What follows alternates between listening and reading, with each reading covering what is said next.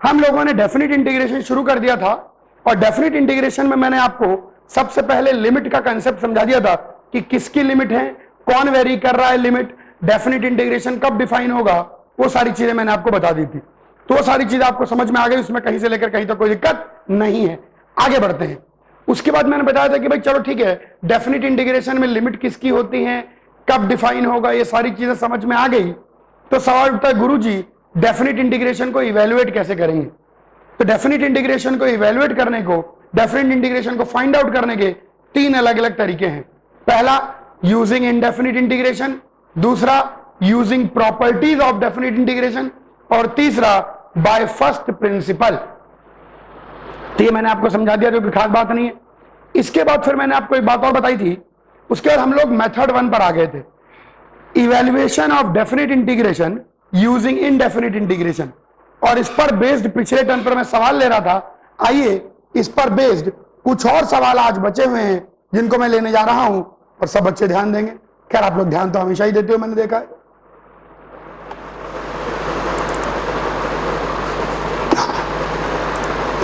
Yes, तो पिछले turn पे कुछ कुछ सवाल लिए थे। आइए इस टर्न पे कुछ और सवाल मैं उन्हीं पर बेस लूंगा और मैं चाहता हूं एक दो सवालों का आप और देख लें थोड़ा सा। यस, आइए बात करते हैं, मामला सेट। एक और बहुत अच्छा क्वेश्चन जो आईआईटी के अंदर नहीं आया था लेकिन बहुत प्यारा क्वेश्चन था, इसको देखेंगे। एक क्वेश्चन था, क्वेश्चन कहता है कि f of pi is 2, please illustration पर ध्यान देना, एंड इंटीग्रेशन 0 से pi fx plus f double dash x sine x dx is equal to 5 और हमको फाइंड करना है f ऑफ 0। ऐसा क्वेश्चन मैंने पिछले टर्न पे लगाया था, ऐसा क्वेश्चन मैंने पिछले टर्न पे लगाया था और सब बच्चे, हाँ ऐसा क्वेश्चन मैंने पिछले टर्न पे लगाया था। यहां पर अगर आप ध्यान से देखें इस इंफॉर्मेशन को, तो ये लिखा है 0 से pi fx sine x dx plus 0 से pi f double dash x sine x dx equal to 5। अब मेरे थॉट सुनिए, मेरा थॉट सुनिए, बिल्कुल ध्यान सुनिए। अगर f डबल डैश x को 2 बार इंटीग्रेट करें और साइन x को 2 बार डिफरेंशिएट करें तो देखो यही आ जाएगा। ये ऑब्जर्वेशन डेफिनेट इंटीग्रेशन में हम लोग बार बार पकड़ेंगे, ये ऑब्जर्वेशन डेफिनेट इंटीग्रेशन में हम लोग बार बार पकड़ेंगे। ऐसा अक्सर होगा कि एक फंक्शन से दूसरा फंक्शन बनता है। ये अपन ने लास्ट क्लास में लास्ट क्वेश्चन में भी किया था। आइए इसके अंदर फिर से हम लोग लगाएंगे इंटीग्रेशन बाय पार्ट। आइए इसके अंदर लगाते हैं इंटीग्रेशन बाय पार्ट। इसको इंटीग्रेट करना है तो ये सेकंड फंक्शन बनेगा, फर्स्ट फंक्शन सेकंड फंक्शन।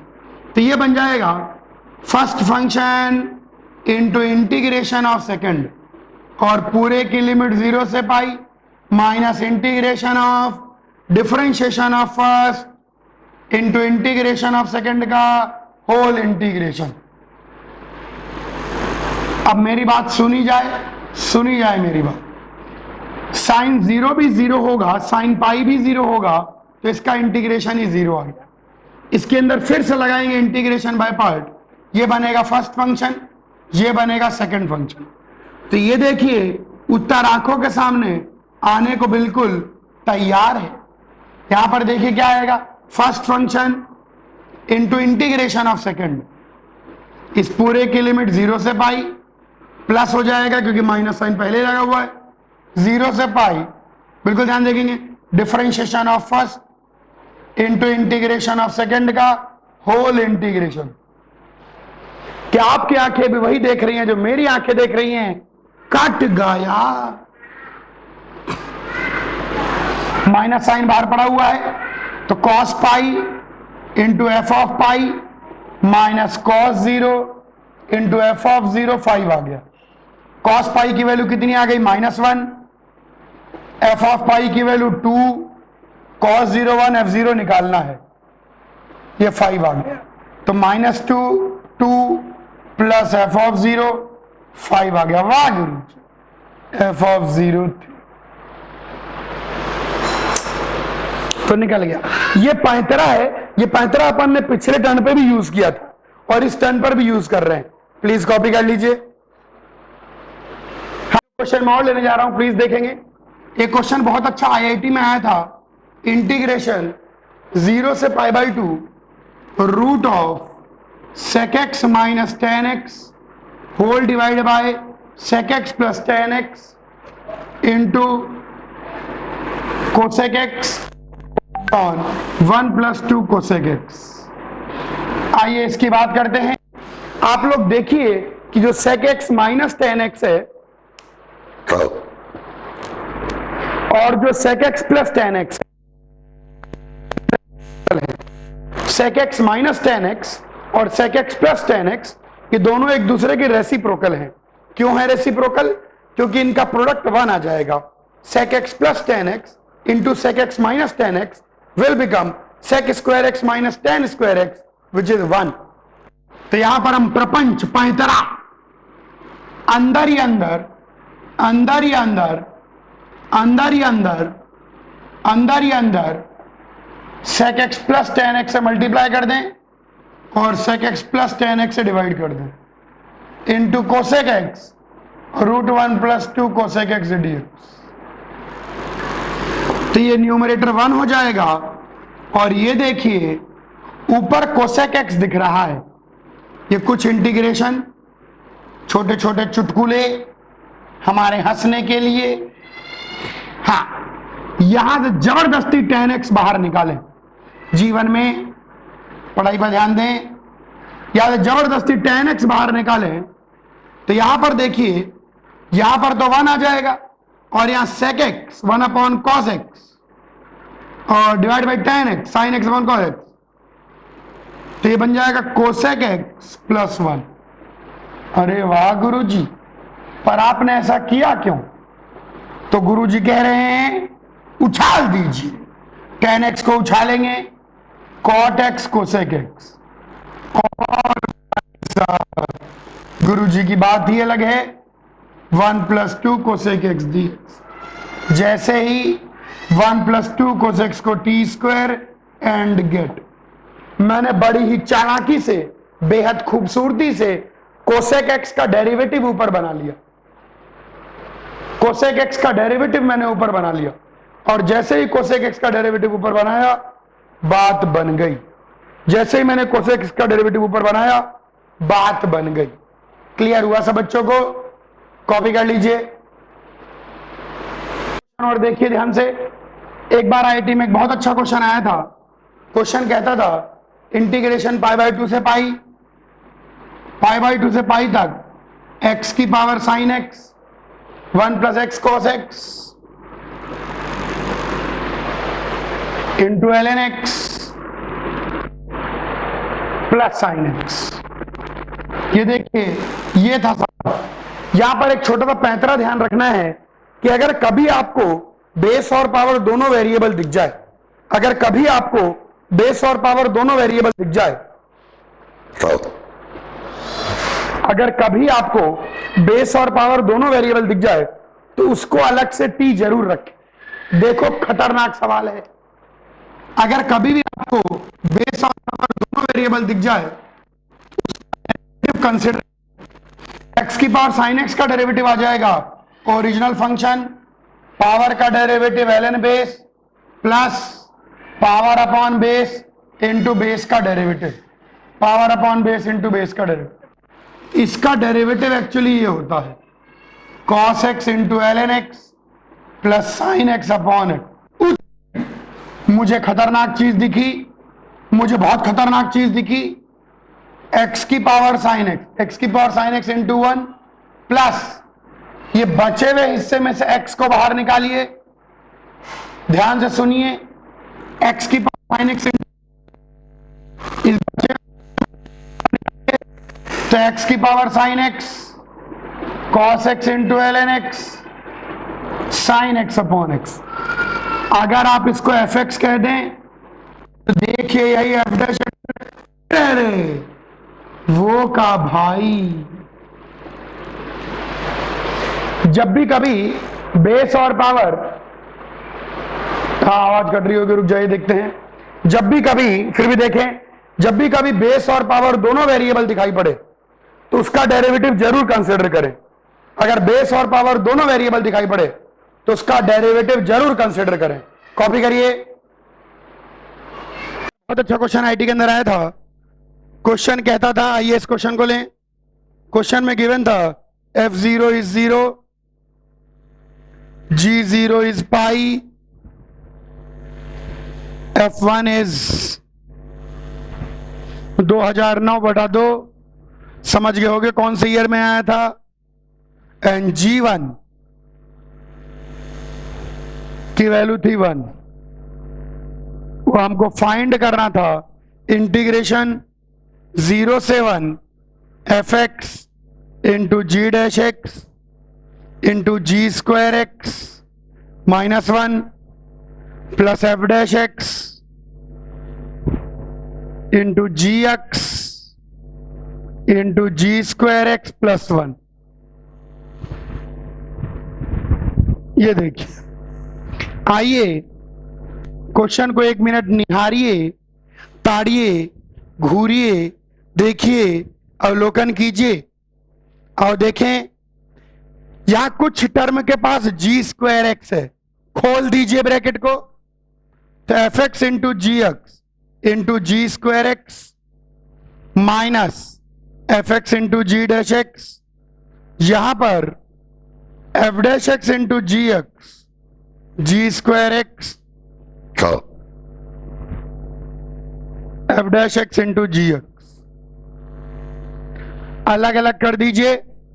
जिनके पास जी स्क्वायर एक्स है, इसके पास जी स्क्वायर है, इसके पास जी स्क्वायर है, तो this plus this upon this करेंगे तो f x g dash x plus g x f dash x आ जाएगा।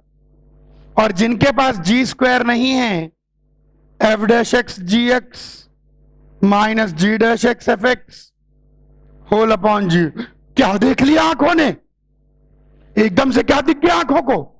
इसको देखो, ये f x into g x का होल डैश है, और इसको देखो, ये f x upon g x का होल डैश है। तो इसका इंटीग्रेशन आ जाएगा f x into g x plus f x upon g x, और लिमिट कहां से कहां? 0 से 1। कॉपी कर लीजिए। बहुत अच्छा क्वेश्चन देखिए। क्वेश्चन कहता है g x is inverse of f x, g x is inverse of f x.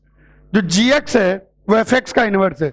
G x is inverse of f x and f1 is 2, f1 की वैल्यू 2 है, एंड f5 इज 10।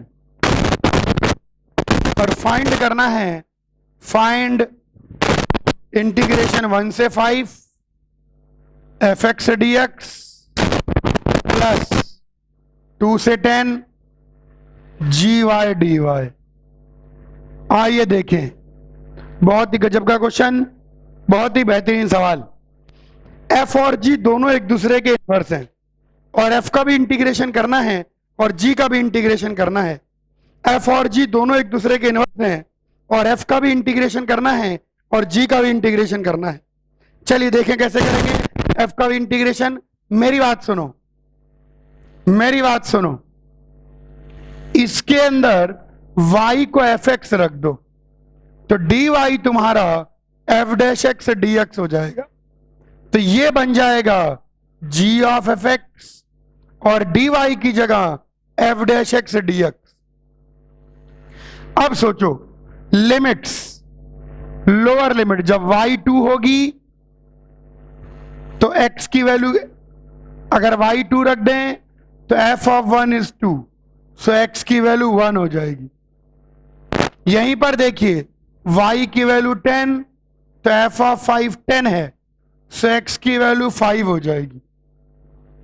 और g of f x और कुछ नहीं x हो जाएगा, तो ये दिखाई पड़ेगा 1 से 5 एफ एक्स डी एक्स, 1 से 5 x f dash x D x.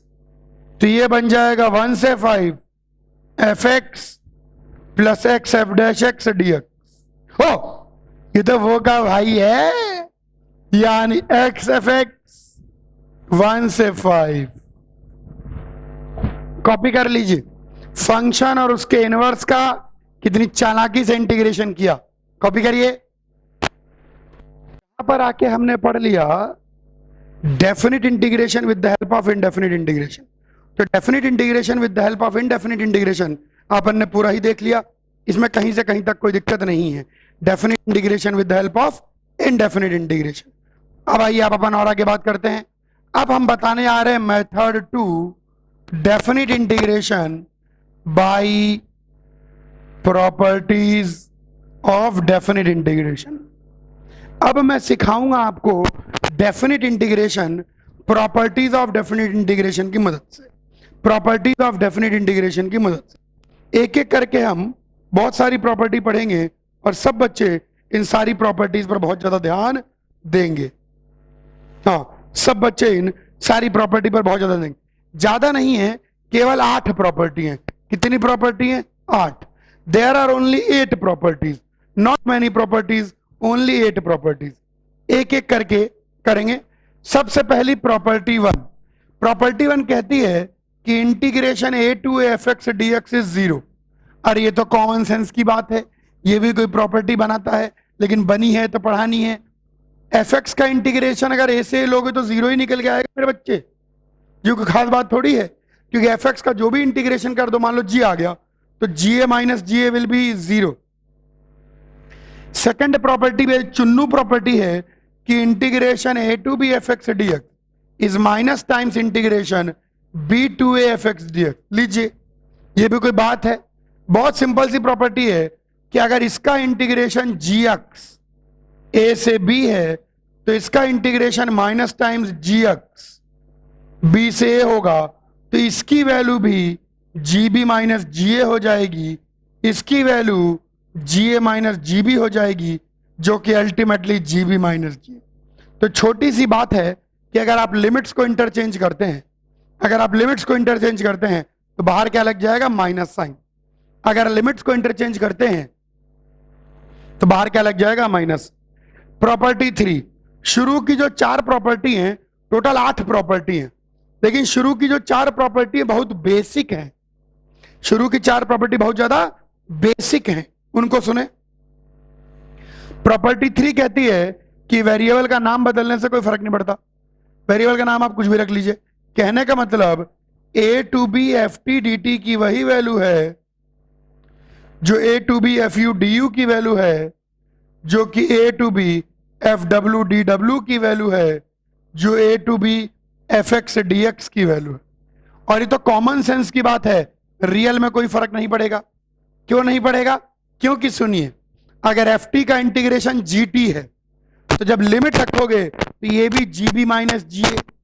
अगर एफ यू का इंटीग्रेशन जी यू होगा तो ये भी जी बी माइनस जी ए। एफ डब्ल्यू का इंटीग्रेशन जी डब्ल्यू होगा तो वो भी जी बी माइनस जी ए। और एफ एक्स का इंटीग्रेशन जी एक्स होगा तो वो भी जी बी माइनस जी ए। ये सारे के सारे ultimately g b minus g a ही है। ये प्रॉपर्टी कहती है कि change of variable name has no effect. Variable का नाम बदलने का कोई फर्क नहीं पड़ता। कॉपी कर लें तीनों प्रॉपर्टी, तो आगे बढ़े, बात करते हैं, आगे ध्यान सुनेंगे। अब मैं प्रॉपर्टी 4 बताने जा रहा हूं, अब मैं प्रॉपर्टी 4 बताने जा रहा हूं। अब मैं आपको बताने जा रहा हूं इंटीग्रेशन ऑफ डिसकंटिन्यूअस फंक्शंस। जो डिसकंटिन्यूअस फंक्शन है उनका इंटीग्रेशन कैसे करेंगे, जो डिसकंटिन्यूअस फंक्शन है उनका इंटीग्रेशन कैसे करेंगे। सुने ध्यान से, सुने ध्यान से। मान लीजिए हमको a to B F x D x को इंटीग्रेट करना है।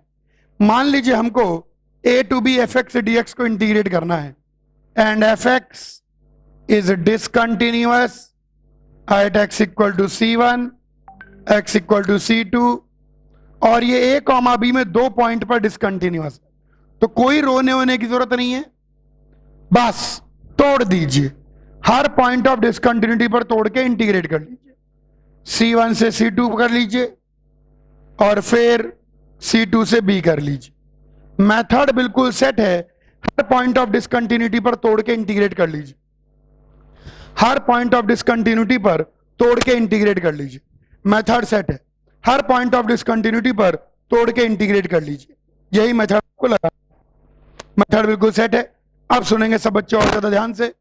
एक बार जब मैंने ये बता दिया तो एक बच्चा हंसने लगा, धीरे मतलब क्या हुआ, बोला गुरुजी अब तो ए से C1 में कंटिन्यूअस है तो ये GC1 माइनस GA आ जाएगा। अब तो C1 से C2 में कंटिन्यूअस है तो ये GC2 माइनस GC1 आ जाएगा। अब तो C2 से B में कंटिन्यूअस है तो ये GB माइनस GC2 आ जाएगा। ध्यान से देखिए, ये plus GC2 minus GC2 plus GC1, देखिए कुल मिला के GB माइनस GA ही आ गया। उत्तेरी तो सवाल उठता है फिर तोड़ने का फायदा क्या हुआ? सुनो ध्यान से, जब भी आप डिसकंटिन्यूटी पॉइंट पर ब्रेक करेंगे तो यहां पर ये सब कटेंगे नहीं। सुनो ध्यान से, गलत है। जब भी आप ब्रेक करेंगे तो यहां लिखेंगे GC1 माइनस, C1 से चिन्हन मिनन छोटे पर वैल्यू देखना, और यहां पर देखना GC1 प्लस, और यहां पर देखना GC2 माइनस, और यहां पर देखना GC2 प्लस। ये ध्यान देना, खुद ही कह रहे हो कि C1 पर डिसकंटिन्यूटी है और C1 माइनस C1 प्लस को काट दे रहे हो। यहां से एक इंपॉर्टेंट बात समझ में आती है कि at points of discontinuity properly see the left hand limit and right hand limit. जब भी आप डिसकंटिन्यूटी के पॉइंट पर ब्रेक करते हो तो left hand right hand limit ध्यान से देखनी है। अच्छा मान लीजिए, हाँ जी भी सही तो है। अच्छा मान लीजिए कि लेफ्ट हैंड और राइट हैंड लिमिट बराबर हो। ऐसा कब होता है लेफ्ट हैंड राइट लिमिट बराबर हो? Removable discontinuity. तो ये कटेगा ही कटेगा, यानी रिमूवेबल डिसकंटिन्यूटी पर ब्रेक करने की जरूरत नहीं है। एक बात और ध्यान रखें हैं, we need not break at removable discontinuity. किसी भी रिमूवेबल डिसकंटिन्यूटी पर ब्रेक करने की जरूरत नहीं है, किसी भी रिमूवेबल डिसकंटिन्यूटी पर ब्रेक करने की जरूरत नहीं है। ध्यान देना, रिमूवेबल डिसकंटिन्यूटी पर ब्रेक करने की आवश्यकता नहीं है। क्यों? क्योंकि अगर आप रिमूवेबल डिसकंटिन्यूटी पर ब्रेक कर भी लेते हैं तो भी left hand limit right hand limit cut जाएगा। अब सवाल ये उठता है कि गुरुजी तो क्या पहले सारे डिसकंटिन्यूटी के पॉइंट चेक करके देखना पड़ेगा कि ये रिमूवेबल है कि नॉन रिमूवेबल? नहीं नहीं, आप हर डिसकंटिन्यूटी पर ब्रेक दें, बस LHL RHL का ध्यान रखें। जहां कटना होगा कट जाएगा, जहां बचना होगा बच जाएगा। आपको एक जनरल बात ध्यान रखनी है कि वैसे रिमूवेबल डिसकंटिन्यूटी पर ब्रेक करने की आवश्यकता नहीं होती, लेकिन किंतु एंड परंतु अब आप यही चेक करते रहेंगे कि कौन सी डिसकंटिन्यूटी रिमूवेबल है और कौन सी डिसकंटिन्यूटी नॉन रिमूवेबल है। जीवन बीत जाएगा, बुढ़ापा आ जाएगा, IT निकल जाएगी। आप हर डिसकंटिन्यूटी पर ब्रेक करें और LHL RHL को ध्यान से निकालें। जहां LHL RHL कटने होंगे कट जाएंगे और जहां LHL RHL बचने होंगे बच जाएंगे। कॉपी कर लीजिए। डिसकंटिन्यूअस फंक्शन का इंटीग्रेशन कैसे करेंगे? हर पॉइंट ऑफ डिसकंटिन्यूटी पर ब्रेक करके। आइए कुछ सवाल लें और उन सवालों से देखें। अब कहां कहां डिसकंटिन्यूटी आएगी ये तो आप कंटिन्यूटी के चैप्टर में पहले ही पढ़ चुके हैं। पूरे ब्रह्मांड में सिर्फ 5 जगह डिसकंटिन्यूटी आती है और किसी छठी जगह डिसकंटिन्यूटी आती ही नहीं है। आइए कुछ सवाल लगाते हैं। एक छोटा सा क्वेश्चन एक बार IT में नहीं आया, 0 से 3/2 x into greatest integer of x square. यहां पर ग्रेटेस्ट इंटीजर के अंदर क्या है? x square. ग्रेटेस्ट इंटीजर कहां कहां डिसकंटिन्यूटी दिखाएगा? ग्रेटेस्ट इंटीजर वहां डिसकंटिन्यूटी दिखाएगा जहां उसके अंदर वाली क्वांटिटी, ग्रेटेस्ट इंटीजर वहां डिसकंटिन्यूटी दिखाएगा जहां उसके अंदर वाली क्वांटिटी इंटीजर जाएगी। अच्छा देखो, x मेरे बच्चे वेरी कर रहा है 0 से 3/2, तो x स्क्वायर वेरी करेगा 0 से 9/4। तो x स्क्वायर क्या क्या इंटीजर हो सकता है? या तो 1 या 2। तो एक 1 पर ब्रेक करेंगे, एक √2 पर ब्रेक करेंगे, तो ये चीज आ जाएगी 0 से 1, 1 से 2 और √2 से 3/2। ये लीजिए। अब सुनो, अगर x की वैल्यू 0 से 1 है तो x स्क्वायर भी 0 से 1 होगा और 0 से 1 के बीच का ग्रेटेस्ट इंटीजर 0। अगर x की वैल्यू 1 से √2 है तो x स्क्वायर 1 से 2 होगा और 1 से 2 का ग्रेटेस्ट इंटीजर 1। अगर x की वैल्यू √2 से 3/2 है तो x स्क्वायर 2 से 9/4 और 2 से 9/4 का ग्रेटेस्ट इंटीजर 2x। ऐसे डिफाइन करके इंटीग्रेट होगा। ऐसे कैसे होगा? डिफाइन करके इंटीग्रेट होगा। ढंग से करना है। आइए एक और क्वेश्चन करते हैं। एक और छोटा चुटकुला सिर्फ आप लोगों को हंसाने के लिए, केवल आप लोगों के लिए। इंटीग्रेशन 0 से पाए √1 प्लस cos 2x/2 dx। कुछ बच्चे इसके अंदर मॉड खा जाते हैं, ये 2 cos स्क्वायर x/2 dx बनेगा। ध्यान रखना, परफेक्ट स्क्वायर का रूट मॉड होता है, मॉड। तो कैसे होगा इंटीग्रेट? फर्स्ट क्वाड्रेंट में तो cos x dx और सेकंड क्वाड्रेंट में minus cos x dx। Copy कर लीजिए और क्वेश्चन ले इन पर बेस्ड। मेथड बिल्कुल सेट है, मेथड में कोई दिमाग नहीं लगाएं।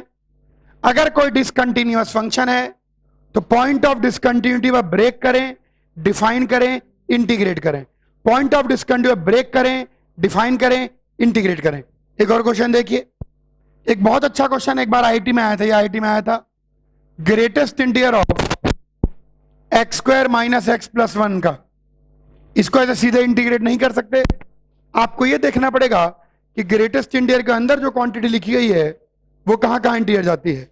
अब देखिए कहां कहां इंटीजर जाती है। अब आपको देखना पड़ेगा कि x 0 से 2 वेरी करता है, इसका ग्राफ बनाइए। y equal to x square minus x plus 1। आइए ग्राफ बना लें। क्वांटिटी का ग्राफ बनाना हमारे लिए बाएं हाथ का खेल है, लेकिन दाएं हाथ से बना, इसी से लिखता हूं मैं। इसका वर्टेक्स कहां निकल के आएगा? -b/2 है, तो हाफ पर इसका वर्टेक्स।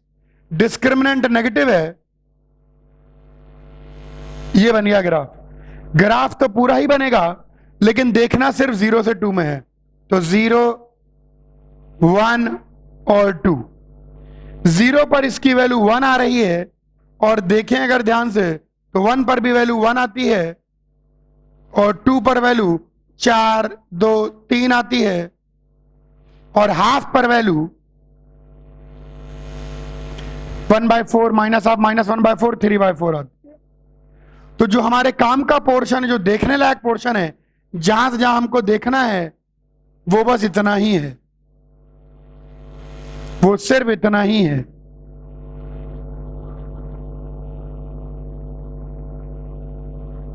तो हम कह सकते हैं कि अगर x आपका 0 से 2 वेरी कर रहा है, तो यह जो क्वाड्रेटिक है ये 3/4 से 3 वेरी कर रही है। तो ये कहां से कहां वेरी कर रही है? ये 3/4 से 3 वेरी कर रही है। ये देखिए, अब कहां कहां तोड़ें? जहां इंटीजर जाएगी, तो एक तो x square minus 1 equal to 1 पर टूटेगा, और एक इक्वल टू 2 पर टूटेगा। यहां से x equal to 0, x equal to 1 आएगा। 0 रिजेक्ट कर देंगे क्योंकि इंटरवल में नहीं है, तो एक 1 पर तोड़ेंगे। ये बन जाएगा x square minus x minus 1 equal to 0, तो x की value -b plus root of b square minus 4ac। एक ये बनेगा और एक ये बनेगा। इसको रिजेक्ट कर देंगे क्योंकि इंटरवल में नहीं है ये, तो दो जगह तोड़ेंगे। यानी यहां पर कोई वैल्यू होगी, इस जगह पर कहीं वैल्यू होगी 1 प्लस √5/2, और यहां पर फंक्शन की वैल्यू 2 आ रही होगी। अब आइए तोड़ें इसको। 0 से 1, फिर 1 से 1 प्लस √5/2, फिर 1 प्लस √5/2 से 2। अब जो मैं कहूं सिर्फ ध्यान से सुनना है आपको, ग्राफ को देखना है। अगर x 0 से 1 वेरी कर रहा है, x अगर 0 से 1 वेरी कर रहा है तो 1 से छोटा है, तो ग्रेटेस्ट इंटीजर 0। x अगर 1 से 1 प्लस √5/2 वेरी कर रहा है, तो 1 से 1 प्लस √5/2 में ये चीज 1 से 2 के बीच में है, तो ग्रेटेस्ट इंटीजर 1। और अगर 1 प्लस √5/2 से 2 तक आप वेरी कर रहे हैं, तो ये चीज 2 से 3 के बीच में है, तो ग्रेटेस्ट इंटीजर 2 कर लीजिए इंटीग्रेट, कॉपी करें ध्यान से। आईटी में आया था इंटीग्रेशन 0 से infinity greatest integer of 2e की पावर माइनस एक्स dx। अब यहां पर 2e की पावर माइनस एक्स है, ग्रेटेस्ट इंटीजर के अंदर फंसा हुआ है। हेलो, हाँ, अब देखिए x अगर आपका 0 से इंफिनिटी वेरी कर रहा है तो माइनस एक्स 0 से माइनस इंफिनिटी वेरी करेगा, तो e की पावर चढ़ा दें, चढ़ा दीजिए e की पावर माइनस इंफिनिटी, तो 1 से e की पावर माइनस एक्स 0 वेरी करेगा, तो यानी जो अंदर वाली क्वांटिटी है वो 0 से 2 वेरी कर रही है। ग्रेटेस्ट इंटीजर को कहां कहां तोड़ते हैं? ग्रेटेस्ट इंटीजर को वहां वहां तोड़ते हैं जहां अंदर वाली क्वांटिटी इंटीजर जाए, और यहां अंदर वाली क्वांटिटी सिर्फ एक ही इंटीजर जाती है, यानी x की वैल्यू ln हाफ आ जाती है। ln2 नहीं, ln हाफ क्या आएगी? 1/2, 2 की पावर -1, तो e की पावर log ले लें तो ln2। तो यानी हम इसको तोड़ेंगे 0 से ln2 dx प्लस ln2 से इंफिनिटी dx। अब यहां देखिए अगर x 0 से ln2 है तो माइनस एक्स माइनस ln2 है, तो e की पावर 0 1, e की पावर माइनस एक्स हाफ है, 2 से मल्टीप्लाई कर दें तो ये 1 से 2 वेरी कर रहा है, तो 1 dx। इसमें देखें अगर x ln2 से इंफिनिटी आ रहा है तो माइनस एक्स माइनस ln2 से माइनस इंफिनिटी, तो e की पावर माइनस एक्स 0 से हाफ, तो 2e की पावर माइनस एक्स, तो 1 0 dx। कॉपी कर लीजिए, सिंपल सा तरीका है 2e की पावर माइनस एक्स की रेंज निकालते, कॉपी कर लीजिए। एक और क्वेश्चन आईटी ने पूछा था, ये क्वेश्चन बहुत अच्छा है। इंटीग्रेशन 3 से 5 root of x plus 2 times 2x minus 4 plus root of x minus 2 times 2x minus 4। दिखने में इतना भयानक, वैसा लगे पता नहीं क्या करना है, लेकिन आइए ध्यान देखिए जो मैं कहने जा रहा हूं, इसको घूरिए। ये जो लिखा हुआ है x plus 2 times root of 2x minus 4, यहां से आप रूट 2 को बाहर निकाल लीजिए तो रूट x माइनस 2 हो जाएगा। अब थोड़ा ध्यान से देखिए, ये जो x है ना, अरे रे रे, ये तो परफेक्ट स्क्वायर बन गया। ये देखिए ये जो क्वांटिटी लिखी हुई है x, तो ये बन जाता है root x minus 2 plus root 2 का होल स्क्वायर। परफेक्ट स्क्वायर का रूट मॉड होता है, भूलना नहीं है मेरे बच्चे।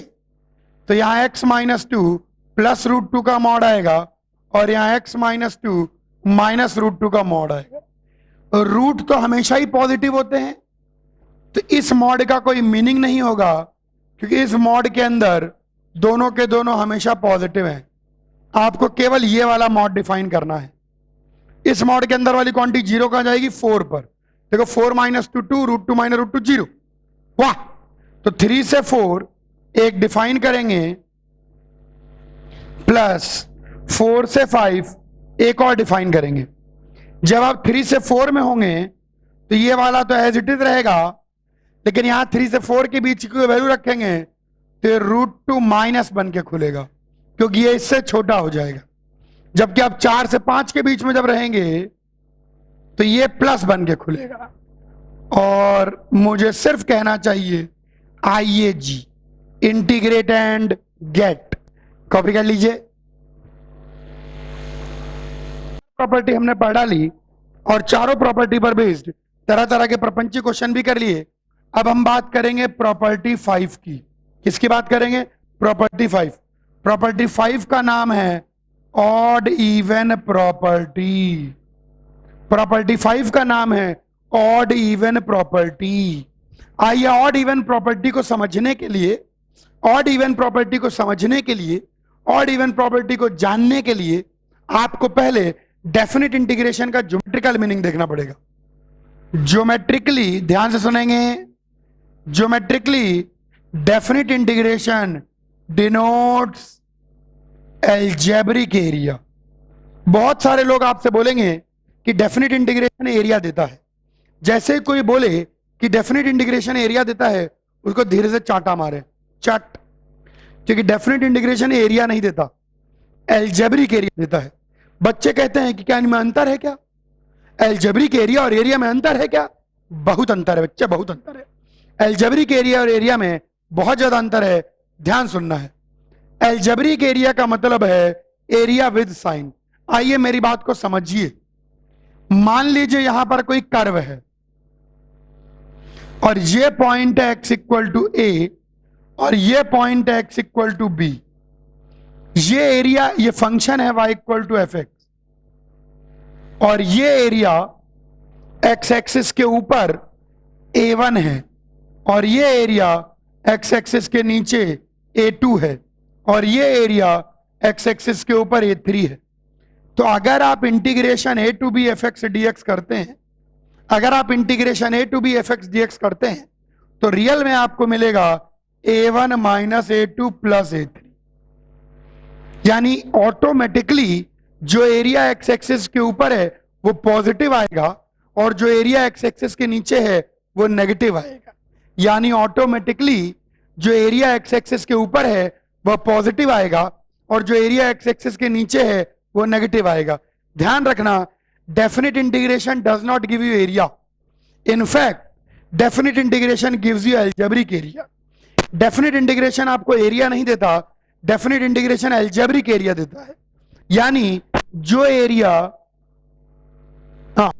यानी जो एरिया एक्स एक्सिस के ऊपर है वो ऑटोमेटिकली पॉजिटिव काउंट होगा और जो एरिया एक्स एक्सिस के नीचे है वो ऑटोमेटिकली नेगेटिव काउंट होगा। अच्छा, इस बात से कुछ बात कह सकते हैं। सुनो क्या बात कह सकते हैं।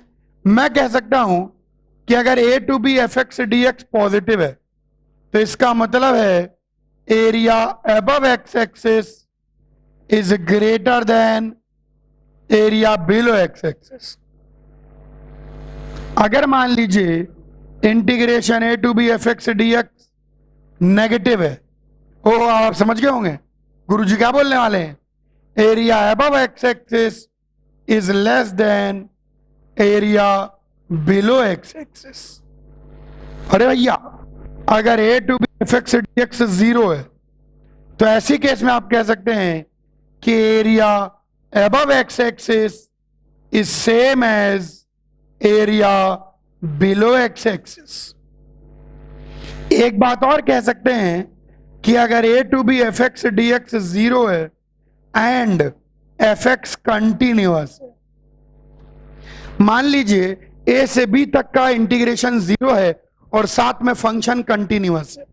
a से b तक का इंटीग्रेशन जीरो है और साथ में अगर फंक्शन कंटिन्यूअस है तो जितना एरिया एक्स एक्सिस के ऊपर है उतना एरिया एक्स एक्सिस के नीचे होगा। यानी ग्राफ कभी ना कभी एक्स एक्सिस को काटेगा।